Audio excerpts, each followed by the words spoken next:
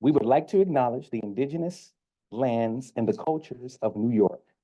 We honor the land as the Creator intended, and that we commit to keep it clean and support efforts to make it safe for all. We can show honor to the native keepers of the land by recognizing the value of their cultures and by learning the truth of their history and how it provided the foundation for this country as we experience it today.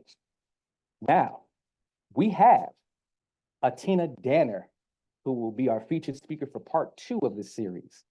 Atena Danner is an educator, a writer, and a critical thinker who uses creativity to facilitate connection, curiosity, and discovery in joyful learning environments.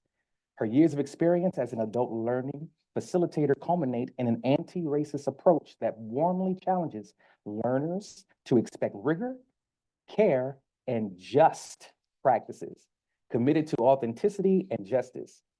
Atena designs engaging experiences for learners who want more for themselves, their networks, and their communities. So please, without further ado, please put your digital hands together, acknowledgements, and show your support for our featured speaker today.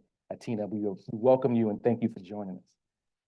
Thank you so much, Elijah, and thank you, Naya, and thank you, everyone. I see the floating hand claps, and I appreciate them so much.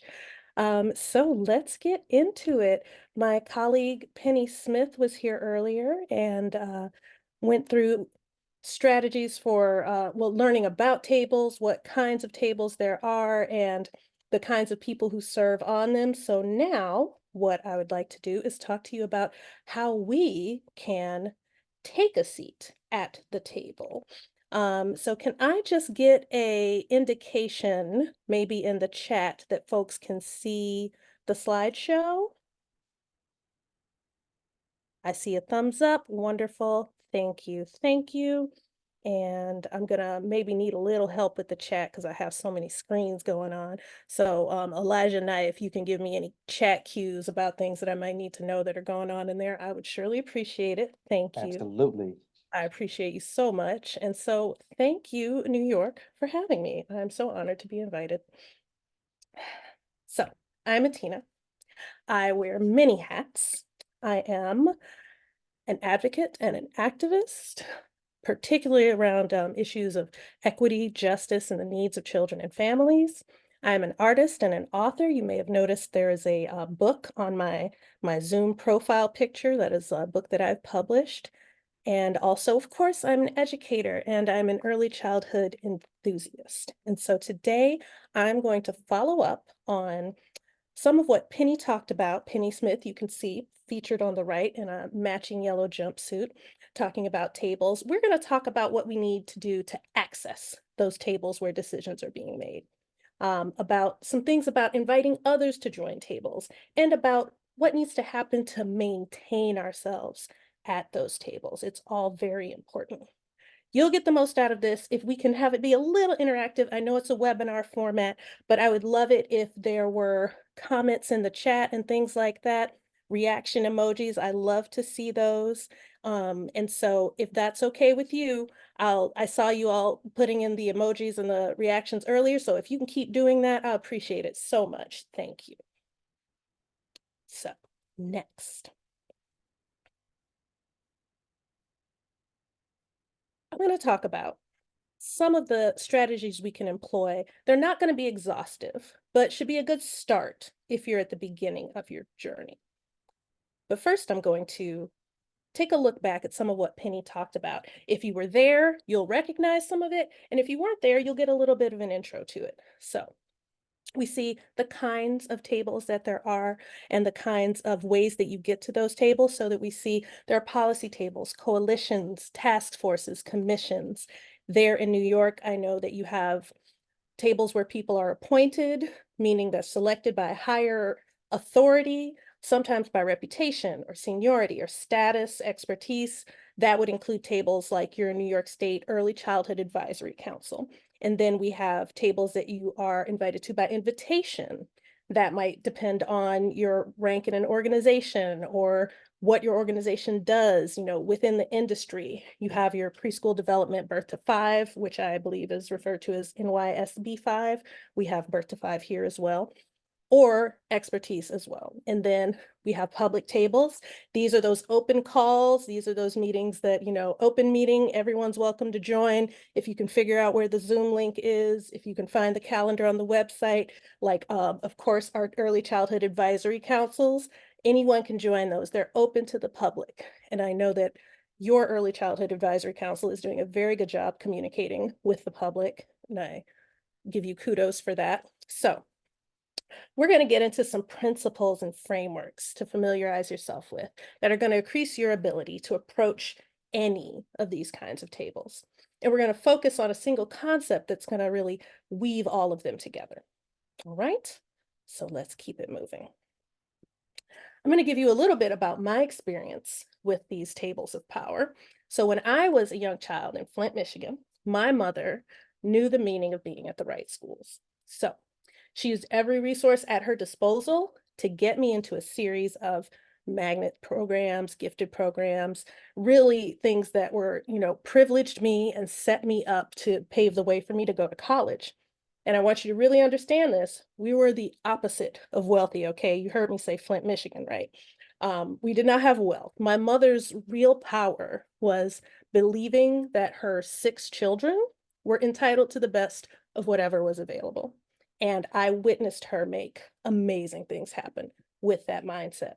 And being a witness to my mother wielding her determination to get results has a lot to do with how I approach tables. And I tell you this really to make a point. Sometimes we're in our power and we're feeling strong. Sometimes we get taken out of it due to external factors like lack of wealth, lack of resources. Let me know, tell me in the chat or give me an emoji if this has ever happened. Have you ever had an experience where like one day you're feeling so powerful and you're on it, and then something happens and the next day you just feel powerless and you feel like there's nothing you can do. Okay, I see those thumbs. Thank you so much. Facts. It's not always the same. It's not always consistent, but this is what I really want you to remember. This is what a takeaway for you. If we're going to approach any of these tables, any of these places of power, we have to believe in our own power. We have to believe that it exists, even when we don't feel it in those moments where we're feeling more powerless. My mother's example helped me believe in my own power. So from a young age, I was fairly confident that I could approach places of power and have an impact, even though I was also at the same time struggling with the issues of being a young Black girl, being a dark-skinned Black girl, having, not as much social, what's the word?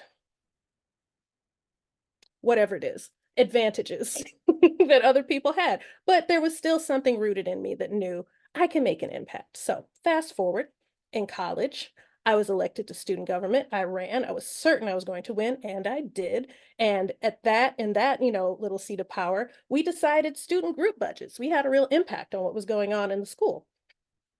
Fast forward some more, my first professional job after I completed graduate school, I was working at an early childhood resource and referral agency, and I was nominated to be the only staff member on the organization's strategic planning committee. And at that seat of power, we collaborated to design the organization's strategic plan, defining the mission and the value statements. This is a huge thing for a nonprofit organization, and I was the only staff member represented there. Fast forward even further in the future and more recently, as a volunteer and an advocate in my personal life, I've been asked to sit on multiple boards of directors. And sitting at tables like that, I've had conversations where we decided the direction of programs, budgets, and workforce conditions, including compensation, including how much time off people have. Do we have unlimited time off or do we make it a certain amount? We were the people making these decisions about people's lives. I've had the opportunity to see how people at tables of power make decisions about other people's resources, jobs, and livelihood. And usually at those tables, I have been probably the least wealthy person at the table, the most in debt person at the table, in a lot of ways, less resources, in some ways more. But noticing most of the time, these powerful deciders generally have very good intentions, but also tend to live pretty far away from the impact of their decisions, right? Meanwhile, the same people that are, talking about diversity and equity and inclusion They're the ones looking for us, the people who are feeling that impact, the people who live, kind of where the hammer hits. We are the diversity and equity and inclusion they're looking for, but we're not at the table most of the time. So this is really important for us to think about. We're needed at these tables. This picture, just by the way, this is me at our local public television station, sitting at another table with some early care and education advocates talking about what happens to early care and education in our state as the pandemic emergency funds dry up. And having a far-reaching public platform is another kind of table we might pull up to. Put in the chat some guesses as to how I got to that table. I'll make it multiple choice. 1, because I live closest to the studio. 2, because they needed a Black person. Or 3, because I'm just really articulate and everyone's going to understand what I'm saying and I speak very proper. Which of those do you think it is? Throw it in the chat. Let me know what you think. Okay, see, I could see the chat before. Now I can't. Here we go. Okay. I got 2 votes for they needed a Black person. 3 votes for they needed a Black person. Okay, I see y'all are on the same page. Okay, well, I'm going to tell you. Actually, all 3 of those are true. And it's kind of funny. So what had happened was 1 is true because yes, I did live closest to the studio. And they did need a Black person. Because for not for a bad reason, because we were on a show called Black Voices and they wanted to have someone representing a Black voice. That's totally reasonable. And I was the closest Black voice to the studio. And, on number 3, honestly, how you present in these spaces matters. And that has a lot to do with how people are going to consider you in the space. People want to hear someone who speaks the standard American, upper middle class, blah, blah, blah, blah, blah. Us experts in code switching, we know what's up. This is not how I talk to my mama, but this is the way that I talk that gets people asking me, do you want to come and join this? Do you want to join that? Because having me around makes them look good to know, a smart Black person. And it's true. And, it's not always necessarily the most fair situation, but it is a reality that we have to think about the ways that we look, the ways that we sound. It's not always the deal breaker, but it's always a factor of consideration. So just a little side journey there. All right, so here is another little activity I want to try with you all. So we're going to do a little on the fly research about how people at tables impact our day-to-day lives. So I want you to type your answer to each of the following questions or keep up with your reactions, your thumbs ups and thumbs downs. So if what I say is true for you, type in yes or give a thumbs up. If it's not true, if it's false, give a no or a thumbs down. And I'm going to ask a series of questions. So, yes or no? Someone else decides your work hours. See some yeses. Yes. See 1 thumbs down. Okay, keep them coming, keep them coming. Kind of see what's going on with your neighbors. All right, next one. Yes or no? You get to decide what you eat for dinner every night.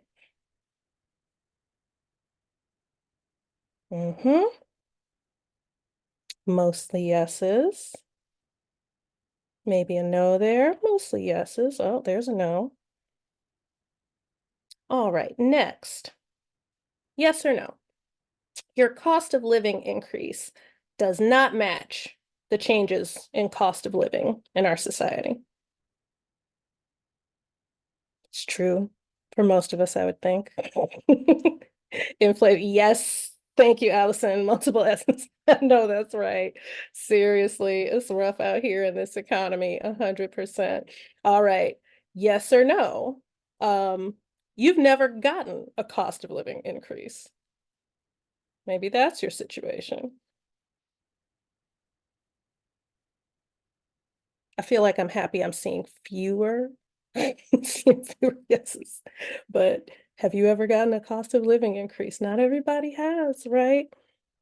Okay, yes or no? You have at some point in your life been uninsured or underinsured. I'm sorry if that phrasing was confusing. I realized that halfway through it. My apologies for that. But un or underinsured at some point in your life. Healthcare is another serious issue in our society. Yes. All right, here's another one. Have you ever had to choose childcare or schooling based on cost, location, or some other factor other than quality? So choosing childcare, quality is not your first priority. Pretty common, yes. Okay, learning a lot about this group. And here's my last one. Yes or no? Does someone make decisions about how you do your job that has never done your job? See one no, see some yeses, see some yeses.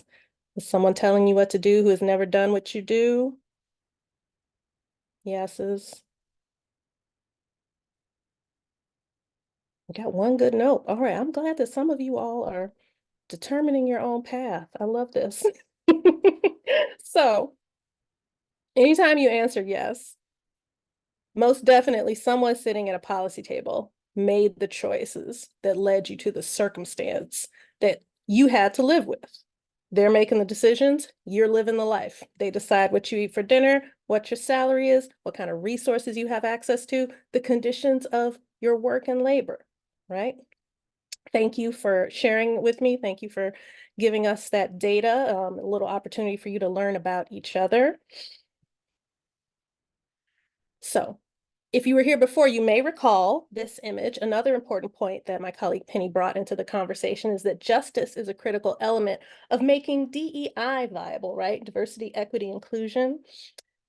Tables where decisions are being made are historically not diverse, not equitable, and not inclusive spaces, which is how, so many of these choices that rule our lives end up getting made. One of my priorities is to help people whose lives are impacted by what happens at these tables have voice and impact in those spaces. So how do we do that?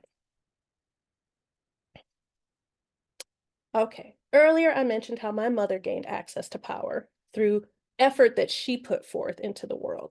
Now, I want to be very clear. I am not suggesting that effort is the only factor in gaining power. There are many other factors which are out of our control. However, today we're going to focus on what we can control. And here's a framework to think about the shape that your efforts can take within your own control as you move along on your own journey towards making your way to those tables and the power that resides at those tables. So allow me to introduce you to the 4 Ps: presence, persistence, power, and protection. These are the elements you're going to need to really develop and practice to claim your chair at any table you want to sit at. So we're going to reflect on each one and identify some actions you can take and important questions to ask yourself as you work to build your capacity for impact. And if at any point there are questions, please, please, please, in the chat, in the Q&A, what have you, put your questions in and we will do what we can to get them answered. So let's get started. Presence and persistence. So presence and persistence are like twins. One inevitably comes first, but from then on, the relationship is undeniably connected and related. To get there, presence is necessary. You got to show up. But without persistence, that presence is only temporary. So some questions to ask as we cultivate presence and persistence. What tables do you want to or need to pull up to based on what your goals are? What is the energy that you bring? And what is the energy that is necessary? Like we were saying before, in some places, being articulate and impressive, and maybe even compliant will get you invited. But there are other spaces where they need somebody who's outspoken, somebody who is firm, and who is less movable. Sometimes that is desired. Knowing what that energy is a big, big part of knowing where you need to be and showing up there the right way. So that's presence and persistence. Next, we have power. Power is something we can be shy about sometimes. At worst, we kind of give it away because we don't think that we really deserve it or we're afraid that we can't handle it. Hopefully, we are all on our path to claiming our power.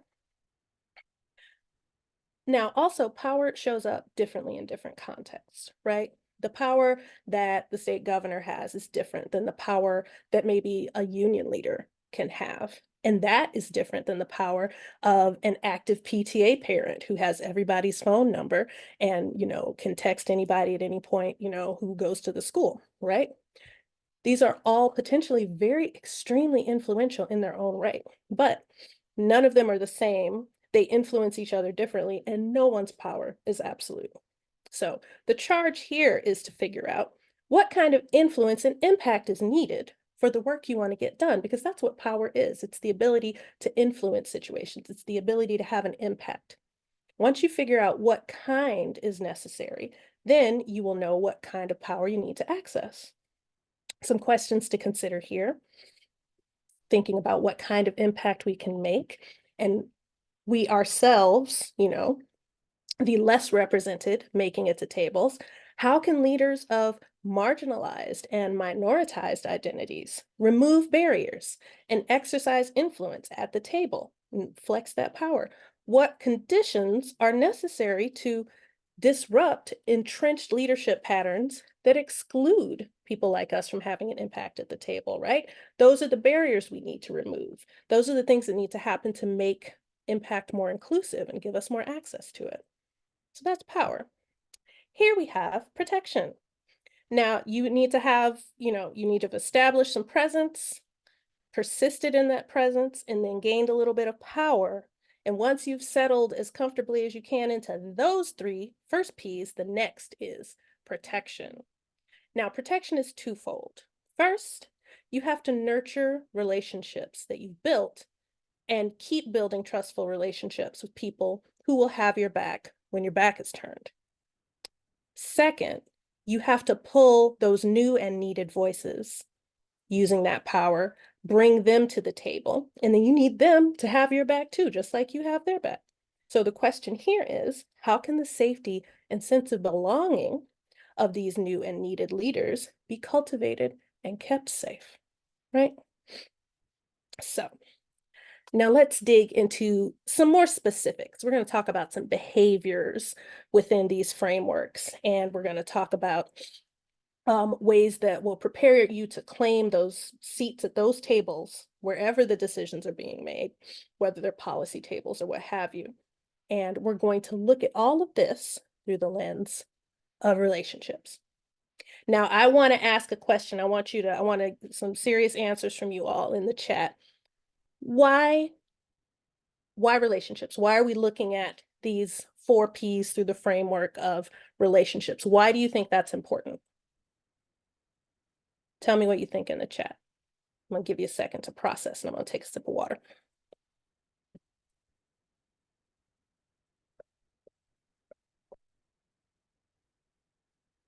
All right, I see one response.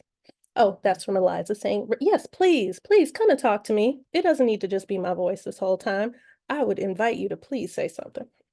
In the meantime, I'm going to read Ryan's response because there's other people at the table and those relationships can determine the what, how, and why things are brought up at the table. Beautiful. Thank you so much, Ryan. I appreciate that. Other thoughts? Why are relationships so necessary? Jaisel, I hope I said that correctly. It's a beautiful name. We are relational beings, so it should start with relationships. Yes. Excellent. Other thoughts? Yes. Becky Reed says it builds trust. Thank you so much. Any other thoughts before we forge ahead? Well, you all hit it right on the head, hit the nail on the head. All of what you're saying here is true. When we don't have a lot of resources, wealth, or influence, the simple fact is we need each other, you guys. We need the mutual support, the creativity, and the care that money cannot buy that we get through our connections with other people. And that is going to be a big part of what empowers us to approach these spaces and to be in these spaces. Talked a little bit about being brave last time, you know. So my colleague Penny talked a little bit about this, how people end up at these tables based on different factors like expertise, relationships, political agendas, values, and viewpoints. So you can use any of these to align yourself with these tables, but we're thinking about relationships now. And so one of the things that we're going to suggest as a strategy is to get clear on what you have to offer in these different areas as you're building these relationships. What unique perspectives and resources do you bring? Landing your seat at the table may be a matter of finding out who needs the skills and expertise or whatever access you have that who needs that at those tables, and connecting with those people and having that be part of where you focus on building your relationships. If you haven't identified someone who needs something that you already have, you don't have that match going yet, someone who's already doing the work in the areas where your values and politics live, cultivate those relationships, you know? Find out who's already aligned with where you're trying to go and what you're trying to do socially and politically.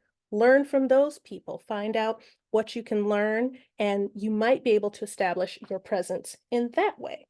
Starting out with a good fit with someone who you're already aligned with will make that persistence piece much easier. Your connection to the cause and your relationships cultivated at or near those tables will be what makes persistence possible when things get tough. Now, note, persist does not mean remain in unhealthy situations, okay? In this 21st century, we are choosing boundaries and well-being. We do work hard, we push ourselves to excel, and we are also learning how to take naps and say no. So I want to be very clear about this. Yes, do reflect on where you can grow and stretch. Maybe you do need to push yourself a little bit for the sake of your goals. That's that persistence again.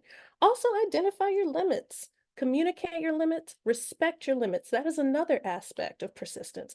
And also protection, right? Has anyone here throw in the chat, give me a thumbs up or a word if you've ever been in a hard situation and having someone there, having an ally there has made it easier for you to stay in that. Has that ever happened to you? That's definitely happened to me. Absolutely. Thank you. Yes. Yes. That's real. That's real. These are all factors and what brings it all together. Now, looking at the concept of power and relationships. And here we have, find out where your interests converge, be open and invite connections, flex your network, and create space for those needed voices. So it's not always fair again, but it's true. Who you know can be the determining factor in the tables you're able to access. Relationships play a critical role in the kinds of influence you can have and that impact you are able to make. And again, influence and impact, that's what power is. So you want to expand your influence by expanding those relationships. So here are a few things that you can do. And again, these are not exhaustive lists. These are just a few things that'll kind of help you along your way. Communicate with people as you're working on these relationships. Let people know what your interests and goals are so that they're aware of what you're trying to do and can maybe support you. And let people know that you care about their interests and goals. That's how you find those alignments, right? Be open and invite connections. Be on the lookout for opportunities to expand your contact list. You know, you might not by nature be one of those people who's always shaking hands and passing out business cards, but you know, you might need to get in the habit of exchanging numbers, emails, you know, you might have a little QR code pull out, stuff like that, and follow up quickly with people because people notice when you make that effort, right? And that's very important. Another important point, okay, put down the matches, right? You don't have to like everybody, but you will inevitably have to work with someone you don't like or don't agree with. You still don't want to burn bridges with those people if you don't have to. Finding ways to work respectfully where there's conflict actually really increases people's respect for you and will place you higher on the list of people who to call when things start to get sticky. Things always get sticky eventually. So, and I'm also going to say connect with people authentically. right? Because it doesn't feel good when relationships are purely transactional, when we reach out just when we need something. You know, be authentic with people. And then once you've made more connections, leverage them. You want to flex your network. If you know two people who can help each other out, make that introduction, take that initiative. Introducing your accomplished allies to people who already sit at that table will be mutually beneficial. That's going to create opportunities for the people you're aligned with and help them join you at tables once you've made it in. And it's going to increase your capacity to invite those needed voices that are missing and have them come and join you and have your back because, right, there's power in numbers. The deeper you roll, the easier it is to impact outcomes. And if you want to make any kind of systemic or structural changes, which is really where, the good stuff is, connecting with people and finding out where your interests converge are critical steps towards building power. Okay, so initially, when we introduced the concept of protection, we posed the question, how can the safety and sense of belonging of new leaders be cultivated and kept safe, right? So here I want to really get into this with y'all. I want to take some time on this one because this is really important. As you can see here, protection by my measure means trusting relationships, okay? And before we get into the details of these bullet points that I have here, I want to ask you a very serious question. What does protection have to do with relationships? Why are they related at all? I want to hear your most thoughtful answers about that. Because there's something here that I can't just give away. I need you all's help getting to that point. So I'm going to take another sip of water and let you all reflect and come up with some answers to that question.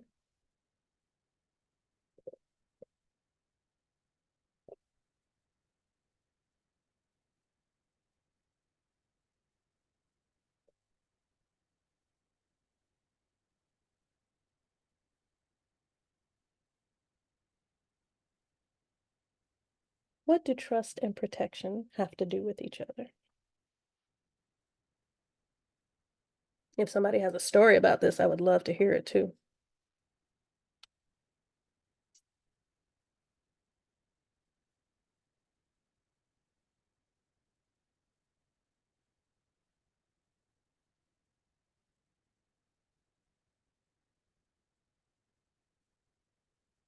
Okay, Naya's given me, you can't have trust without feeling safe. Thank you, thank you. Rachel Dowd says it's hard to feel protected if you don't trust the situation. Nice, thank you. Becky Reed says trust equals safety. All right, I'm gonna take a risk here. I'm gonna put myself out there. Can I ask Rachel or Becky, would you be willing to come off mute and say a little bit more about what you shared in the chat? Can I ask one of you all to do that?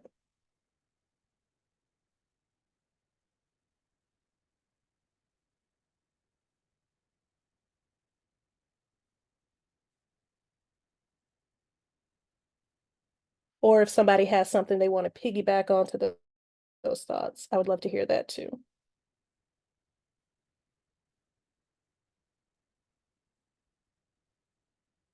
And just to add in, Atena, and for those who are in the audience, you'll have to raise your hand so that we can unmute you from the back end. So if Oh, you are in agreement to provide a vocalized answer, just raise your hand and we'll get to you. thank you for that logistical support, Elijah. I appreciate you so much.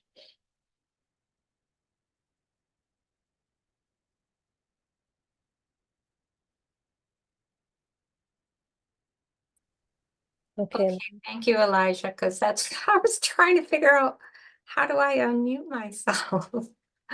So, Hi, Becky. hi. Thank Sorry you about so that. much. Sure. I'm trying to figure out how to put this together, but I think I can just say it very simply. Um, and you speak of taking a risk, and I actually met with a provider this morning, and one thing we had been working on is just identifying and labeling feelings with the children. And she works with a 2-year-old, so toddlers. So toddlers, as we know, have big feelings, and that's what we expect from them. But we want to make sure we simply label those feelings. And I said, keep it simple. Let's go with sad, happy, mad, because those are pretty much going to encompass those big feelings right now. And talk about it all the time, not just when we're in those moments of crisis, so that we can help label those feelings. So, and I said another thing is to just make sure that you let them know that we all experience those feelings too. So take a moment when you're frustrated and talk to them that and let them know you're mad, you're happy, you're sad. So she gave me a story. She says, I did what you told me to practice, and I laid on the floor and I gently pounded my fists and told the kids that I was mad and I was feeling sad in the moment. And then I was able to compose myself and told them that I was feeling better. And I said, that's exactly what you have to do. And I said, you know why that's going to work? I said, because you have really built a nice relationship with the kids in your classroom. And the two kids she's especially talking about are these twins. So she's not only built that relationship with them, but also the mom. So she shares with mom what she does in the classroom so they can continue it at home. So I said, because of that relationship, you have really built that trust, and that's why this strategy will work. I said it's not going to work day one, and maybe day two it won't work, but as you keep doing it and building that trust, you're going to be successful. And then these kiddos, when they move up to the next classroom, they're going to take those skills with them, and it'll help them when they become the younger kids in the classroom, in the big 3-year-old classroom. So hopefully I've answered your question. Becky, thank you so much. Absolutely. And right, early childhood spaces are really great places to really identify like how important trust is to get anything done. Because if these kids don't trust you, as a former preschool teacher who's been on the floor, if they don't trust you, if you don't take the time to develop that relationship, eventually you're going to hit a wall, and it's going to be sooner than you thought. Taking that time to figure out what is needed in relationship, and then taking that time to create a safe space where you can provide what is needed in that relationship is so important for young children to feel protected, and really for any of us to feel protected. Like, my degree is in child development, but it helps me so much with all the people in my life, because it's basically human development, because children are humans. And there are some differences, but there are also a lot of things necessary, and that trust and safety are hand in hand. So I think that was a great example. Thank you so much, Becky. I really appreciate you coming off mute and telling us. And I just want to point out, Ryan in the chat also gave us, if you don't trust, you will be protected. You can't be authentic, which means you can't get to the core of what the issue you're discussing is and fully explore how to work together to solve it. That is so eloquently and beautifully put. Thank you so much, Ryan. Thank you all for sharing your ideas and giving us a good sense of what you're thinking and how it connects these two really important concepts. So, like I said, you all hit it right on the head. We talked about it before. This is why protection comes after power, because you do have to have some kind of influence over the situation to protect other people, right? And then to be protected, you have to be connected with someone with influence who is motivated to keep you safe. And like we've talked about, that relationship is where that happens. So who is going to have your back when your back is turned, like we asked before?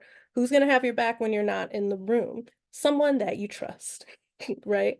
And who's going to be considered to be an important part of any team, any group who is given access to sensitive information and valuable resources?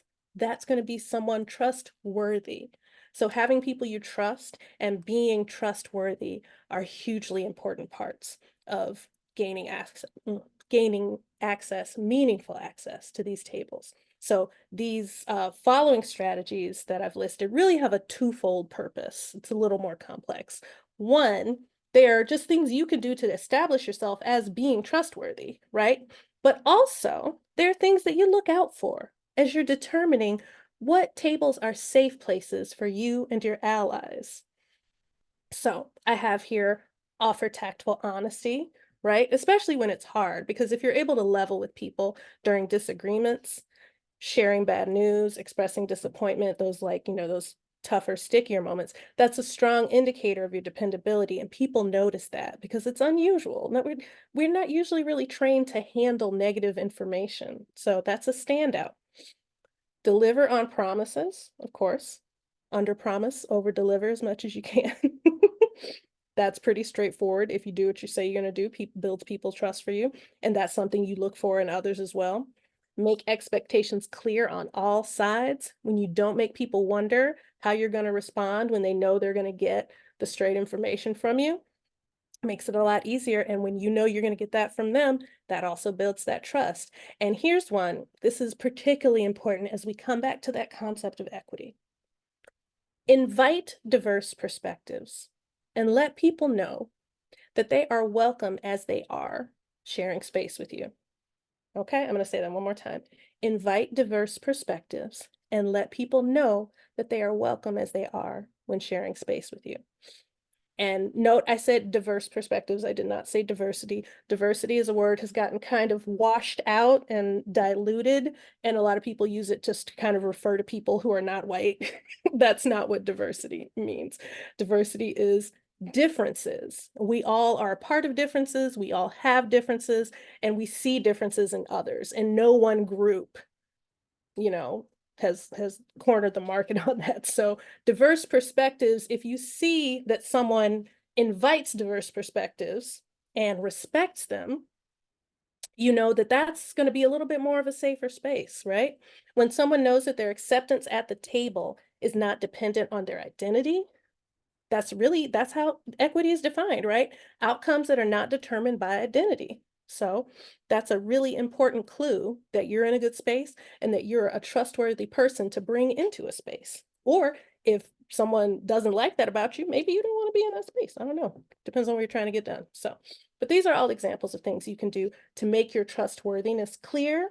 And they are signs that you are among cohorts that you can trust while you're getting this work done.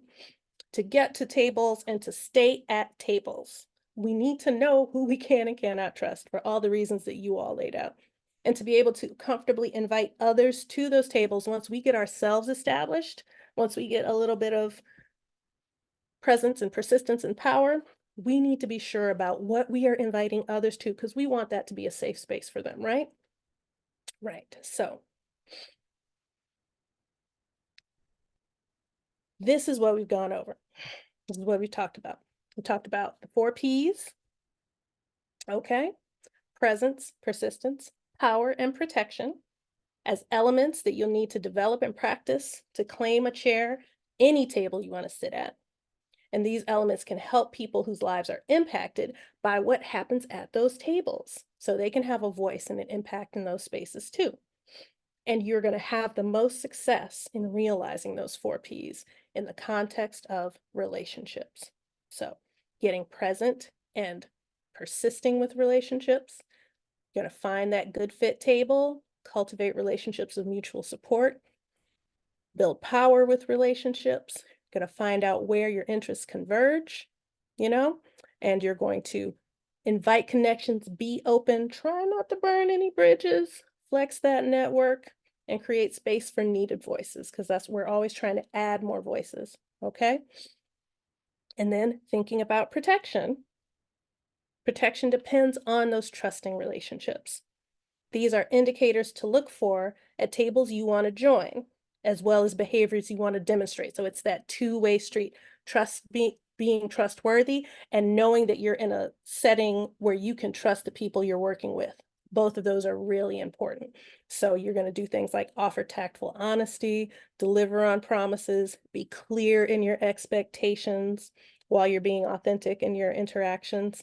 And then that important piece of inviting those diverse perspectives and letting people know that they are welcome as they are. And that's going to give you really important insight into how the people at these tables feel about equity and the kinds of moves they're going to make when it becomes important in these conversations about equity. Any questions about any of that? I'm gonna stop sharing for a second because I haven't. I just feel so isolated in my PowerPoint. Atena, we can't thank you enough for the information, the strategies, the tools, the resources, and the guidance. This is truly remarkable. I want to take a pause just for everyone to kind of soak that in. We have 10 minutes or more to engage any questions. We encourage you, raise your hand to come up off mic. You can put a question in the chat. You can put a question in the QA in a section in the control panel below. But before doing that, we want to put a link to our survey in the chat. We ask that you please access it. Have it open in your browser. You don't have to complete it at this moment, but just have it geared up because we really need feedback from you. It's not about what we like to feature in our learning cafes. It's really determinant on what our community is asking for so that we can meet the community's needs. And we do that by bringing your feedback together. So we do have a couple of questions. And please keep them coming. We won't be able to get to them all. We got 10, but I want to start off with some, if you don't mind, Atena.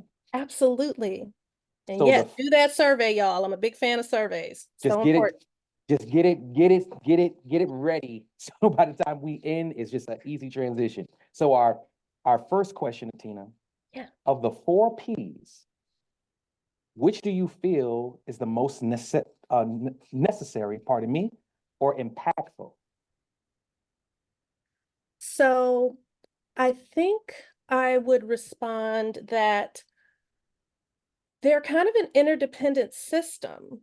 So you can't pull any out and isolate them. Like what I first said about presence and persistence, they are locked together to make it work. You know, you can't persist if you don't show up, right? You're not going to be able to protect anyone that you try to bring in with you if no one's willing to listen to what you have to say or respects your opinions. So it's really accumulation, building one on the other. And that's kind of why they're in those circles like that. And the wider circle is presence, because first you got to show up. And then inside of that, persistence, you got to keep going. And then inside of that, that's when you start to have opportunities to build power. And then once you have that, just like Toni Morrison said, bring somebody in behind you. You got to open that door. You got to share what you've earned and bring people in. And all of those depend on some way in the other ones. So, ultimately, if your goal is to gain power, then power is going to be really, really important. But you can't skip to power without those first two. And if you are looking to bring other people in, you have to go through those processes and build those relationships so that you create a space for them to come into that isn't a harmful space. Because like one of the worst things I ever hate to do is to bring someone into a situation and then it's a bad situation and I'm like, oh no, I'm so sorry. So it's, it's not exactly, I can't pick one thing. They really are an engaged system and everything depends on everything else. A system of relationships. Ta-da. Absolutely. I appreciate you describing that system. Another question for those who are trying to just identify these decision-making spaces. How do I find these tables? How do I identify these tables? So those who may be in communities, different atmospheres, they know that things are being done, but they don't know where the seats of decision-making and power may rest. Right, right. That is very important. So it's going to depend really on where you are. And there's the power on stage and then there's power behind the curtain. And sometimes we don't get to know what's going on behind the curtain because it's back there for a reason. But there are ways to figure out, one thing that I do when I'm looking to find out like who's behind this, what's going on, I start looking at the fine print. I start looking like at the bottom of the web page, like all those little logos. Who are the sponsors? Who sponsored this? The sponsors have some power in the situation because either they put some money into it or they are working with the people who put the whole thing on. They've got a connection to it. So you can start like looking who's the sponsors, who's who's behind things. Following the money is a great way always, always, always to find what's the table and who's sitting at it, because money drives power a lot of the time. In the world of nonprofits, that might be, who are the funders? What's the foundation that's doing this? Is there a grant involved? Things like that are very important. It might be, you know, you might just have to like pound the pavement and be like, do you know this initiative? Who's working on that? Do you know anybody who might know? I'm telling you, one way or another, we got to talk to people, y'all. Um, but that's where it's at. And your context in New York might be a little different than Chicago, because we're a little smaller here. But we're also, I always say, it, at least in the world of early childhood, it's a small, small world, because I always find somebody again. I always find somebody. I might have met you at a conference and you from Texas and I'm from Chicago. We met in Kansas City. I know I'm going to see you again at the next NACCE conference, because that's what this field is like. So, don't assume that you can't make connections and reach people, because the degrees of separation in this field are real tight. So, get your relationships and ask people, do you know this person? Have you had anything to do with this? You'd be amazed what you find out, just going through those 6 degrees, find out what you got to find out. But yeah, read the fine print, ask questions, do research. A web search will take you real far, real far. But yeah, that's my not short answer. Thank you, Atena. No, we want quality, valuable answers, not the short ones, but absolutely. And calling on that reflection and courage, because sometimes it does take courage to put yourself out there to ask those questions and have those conversations in a lot of different spaces. Yeah. Another question for you, Atena. Yes. Is it possible to build relationships with others if there is no strong common interest, or in cases where interest may be performative or insincere? Oh, that's a really good question. I guess, so I think about it this way. I have some friends who are very, very close friends, and they can like walk into my house, they know where the key is, they come in, they can start eating food, and that's all good because we got it like that. There are other friends that I have that our friendship is not that deep. If I come and I find you in my house, I'm gonna be like, what are you doing? And I'm gonna have questions about it, because we have different our relationship is at a different level and has different needs. So there are some relationships where it can be a little more surface and it can be okay. Um, there are other relationships where that's not going to work, right? Like, if you're going into business with somebody, that's got to be somebody you have more than a surface level, acquaintance with, and connection with, because that's high stakes. That's where you're putting collateral into that, you're putting money into that, you're really putting years of your life into that. So if you're not trying to just turn capital and make money, then you're going to have a relationship that requires more depth. So I'm going to say, depending on like how deep it is for you, like how much you care about it, how much you want to be able to rely on the other person, I think is a lot, will lead you to the answer to that question. And that's, talking about that issue of like relationships and trust and protection. That's kind of where alignment of values becomes really important, because if you don't have those alignments, if you don't have something that holds you together, what what is your mutual trust based on? What is it that you're relying on is the question that I would ask. So I don't 100% have an answer for that, but I think those are important questions to ask. What are you attaching things to that will hold up?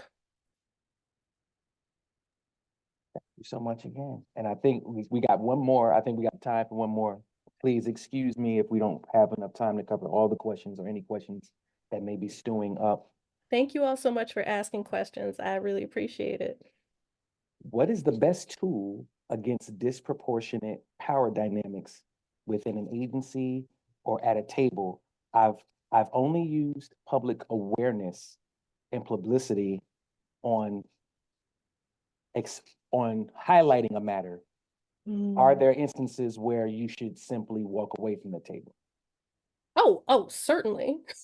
Certainly. And that's going to depend on, you and your priorities, what you have time and energy for, like how much resource you can put towards something. And what are the risks involved, Sometimes it's a bigger risk than you can afford to take.